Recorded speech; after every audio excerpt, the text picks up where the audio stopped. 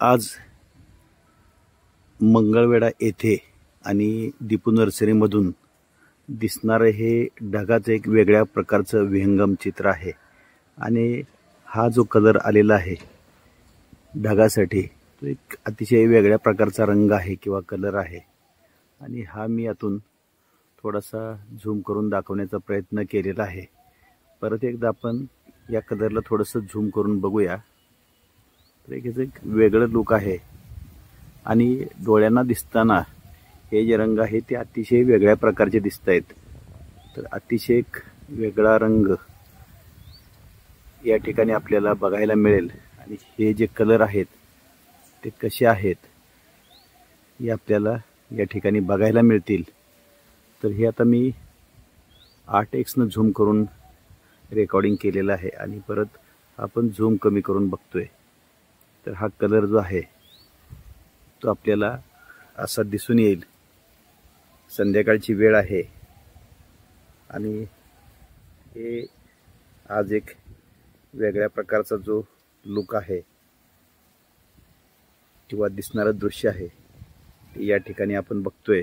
आणि हा पूर्णपणे जो परिसर आहे तो किती रंगीबेरंगी ढगांनी भरलेला आहे।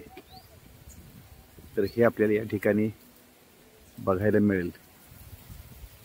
आणि वारं सुटलेलं आहे आणि एक असं मस्त असा कलर आपल्याला या ठिकाणी बघायला किंवा अनुभवायला मिळतोय। आणि थोडंसं झूम करून या बाजूचे काही ढग दाखवतोय मी आणि दुसऱ्या बाजूनं हा जो कलर आहे हा एक वेगळा कलर, अतिशय वेगळा कलर आपल्याला डोळ्यांना दिसतोय।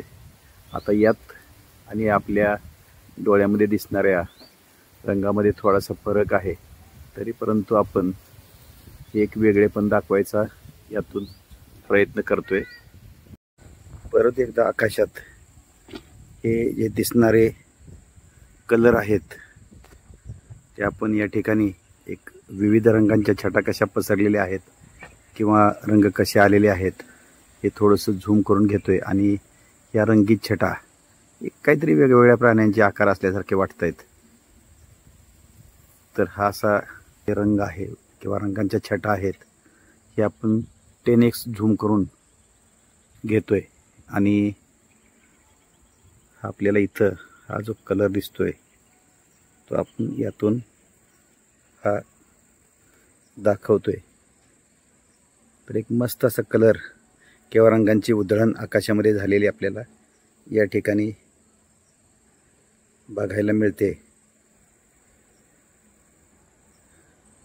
आणि बाजूला दिसणारा जो आकाशातला एक वेगळेपणा, वेगवेगळ्या रंगांच्या छटा या बघायला मिळत आहेत।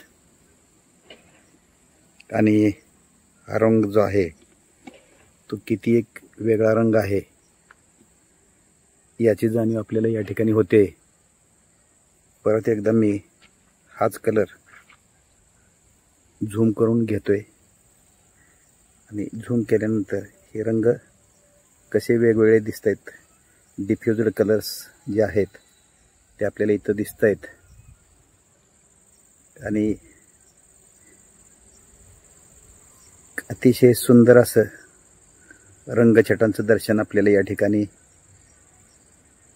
होत आहे। आता पूर्णपणे दिवस जवळजवळ मावळलेलाच आहे, परंतु काही पक्षी अगदी चुकून तुरळक दिसत आहेत। आणि हवामान थंड आहे, कुठंतरी पाऊस पडून गेलेला आहे, त्यामुळं हवेत थोडासा गारवा निर्माण झालेला आहे। पूर्णपणे जे दुपारचा उन्हाचा तडाखा असतो तो कमी झालेला आहे आणि आल्हाददायक वातावरण असं निर्माण झालेलं आहे। काही पक्ष्यांचा आवाज येतोय आणि हा रंगांच्या ज्या छटा आहेत त्या रंगांच्या छटा आपण दाखवण्याचा प्रयत्न करतोय। आणि ह्या 10x अगदी शेवटपर्यंत आपण मोबाईलवरतीच रेकॉर्डिंग करत असताना 10x झूम करून हे आपण चित्रीकरण करतोय। शेजारचं काही वेगवेगळ्या आवाज पण आपल्याला या ठिकाणी यायला लागलेला दिसेल। आणि हे जे चित्रीकरण आहे ते आपण पूर्णपणे आपल्या नर्सरीत करतोय. वाऱ्याचा जो आवाज आहे तो आपल्याला जाणवतोय आणि झाडांची पानं, आता ही या मोठ्या नारळाची झाडाची पानं सुद्धा हललेली दिसत आहेत आपल्याला. परत एकदा त्या ठिकाणचा जो ढगांचा आकार आहे तो बदललेला आहे आणि तो बदललेला आकार आणि त्याच्या रंगछटा परत एकदा आपण यात घेतोय. हे असं संध्याकाळच्या वेळेचं मस्त असं वातावरण आणि आपण त्याच वातावरणात चित्रीकरण करतोय. आणि इथं आहे आपली दीपू नर्सरी.